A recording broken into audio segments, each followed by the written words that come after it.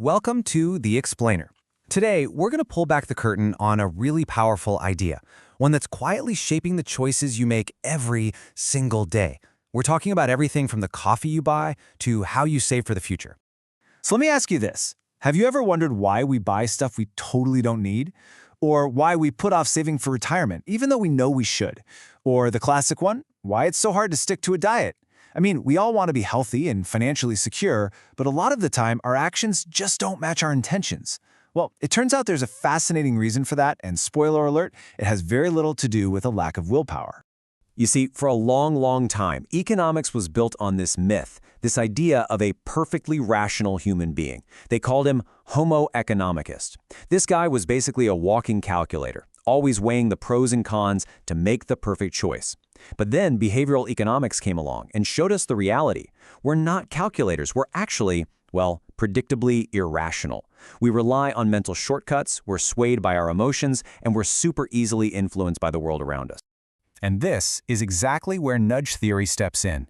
It's all about designing the environment where we make decisions, what experts call the choice architecture, to kind of, well, nudge us toward better choices. Now, the key thing here is that it never takes away your freedom. Think of it like a GPS. It suggests the fastest route, but you're still the one driving. You can totally ignore it and take a different path if you want. So how in the world do these nudges actually work on us? To get that, we need to pop the hood and take a look at the two very different systems that are constantly running inside our brains. The brilliant psychologist Daniel Kahneman calls them System 1 and System 2.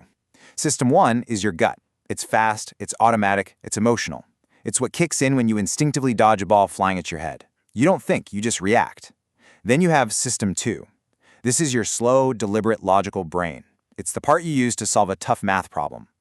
But here's the catch. System 2 is, for lack of a better word, lazy. Firing it up takes real effort.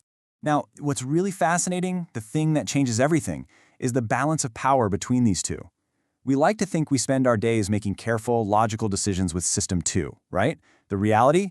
We are running on autopilot, on that fast, instinctive System 1, about 95% of the time. 95%! Nudges are so effective because they don't try to reason with your lazy System 2. They speak directly to System 1, the one that's actually in the driver's seat almost all day long. Okay, so if we want to create these effective nudges, how do we actually do it? Well, luckily there's a simple and really powerful toolkit for this. It was developed by the UK's famous nudge unit, and it's called the EAST framework. First up, E is for easy. It's so simple. The easier something is, the more likely we are to do it. The absolute classic example of this is retirement savings. For years, companies asked employees to go through a bunch of paperwork to opt in to a savings plan. But when they flipped the switch and started auto-enrolling employees, making them do paperwork to opt out, participation rates just went through the roof. They made saving the path of least resistance. Next up, A is for attractive.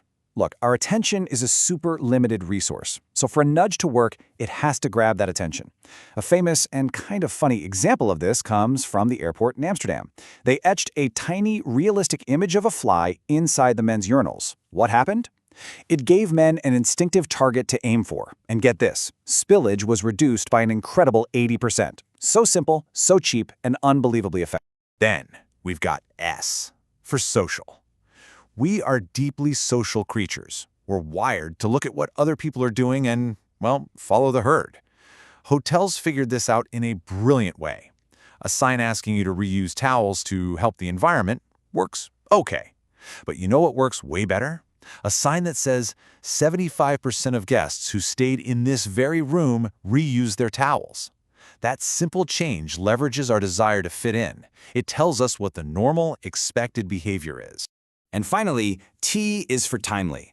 A nudge works best when it hits us at the perfect moment, right when we're about to make a decision. For instance, research has shown that if you ask someone to sign an honesty pledge at the top of a form before they fill it out, they are far more likely to be truthful than if you ask them to sign at the bottom after they've already filled in all the blanks. Timing is everything. Okay, so this isn't just theory in a textbook. Let's look at a few real-world examples of how these principles are being used all over the place, often with just jaw-dropping results.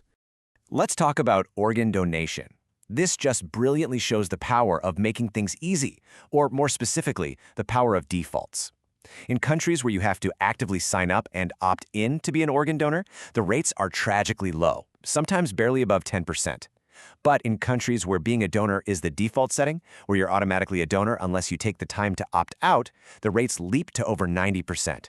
The choice is still there, but that one tiny change to the default saves thousands of lives. It's incredible. Sometimes all it takes is a single sentence. The UK government was looking for ways to get more people to pay their taxes on time. So they tried adding just one line to their letters to late payers. It said, 9 out of 10 people in your town pay their tax on time. That's it. By simply highlighting the social norm, they framed being late as being an outsider.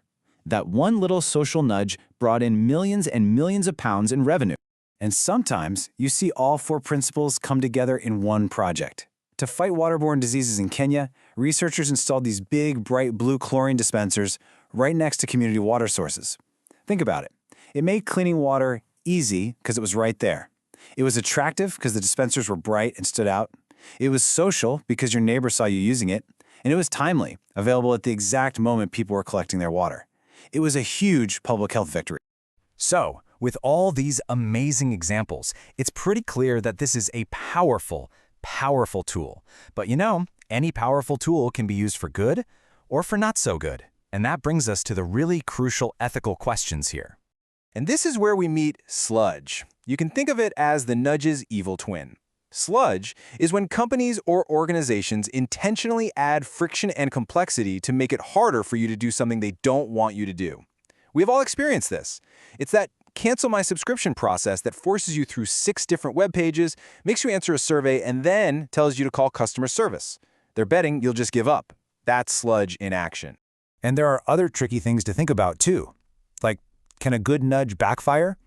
If you get an energy-efficient light bulb, do you just end up leaving the lights on longer? It's possible. And then there's the big question. Who gets to be the choice architect? Who decides what's better for the rest of us? The good news here, though, is that transparency seems to be the best way forward. Interestingly, studies show that telling people they're being nudged often doesn't make the nudge any less effective, and it helps maintain trust. All of this leaves us with the ultimate question, doesn't it? When does a helpful nudge cross the line and become straight-up manipulation? The truth is, these nudges are all around you, from the way your grocery store is laid out to the default settings on your phone. The line can be incredibly fine. Understanding how they work is the first step, not just to see how the world is trying to influence you, but maybe, just maybe, to start using these same ideas to design a better life for yourself.